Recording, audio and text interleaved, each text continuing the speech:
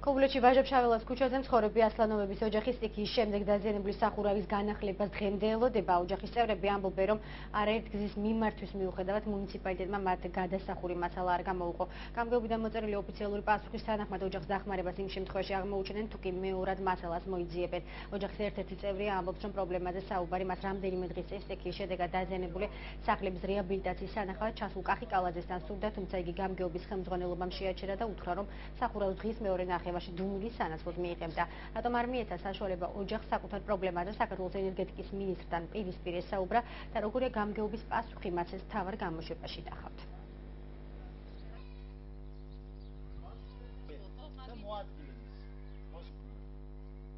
შეხვედრა მინდოდა კალაძესთან, იქან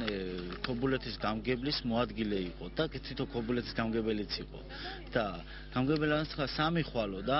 მოადგილე მითხრა უბრალოდ სამი ხვალო და მე ვთქვა უნდა შევხვდე კალაძეს მეთქი რომ გვატყვილებ შიფერს მოგცემ დღეს ხვალ და კალაძეს ვეთქვი რაც სათქმელი მაქვს მეთქი და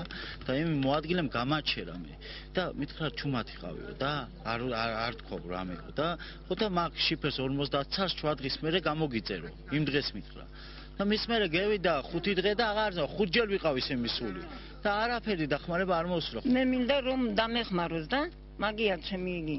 რომ დამეხმაროს რაც ხარ რომ დავახუროთ. წებედი სამჯერ რაიკომში მითხრესო არ მაქვს მიზახიან სხვას მიცემ მე არაფერი მოაწყვილა მოვედი კიდე მეორე დღე მოვედი მითხრა გვიან იქნებაო მე ვთხარი მე ახლა მინდა მაშინ რა მინდა გვიან არ გვაგოცვენ არ გვაგო როცა იქნება მაშინ იგი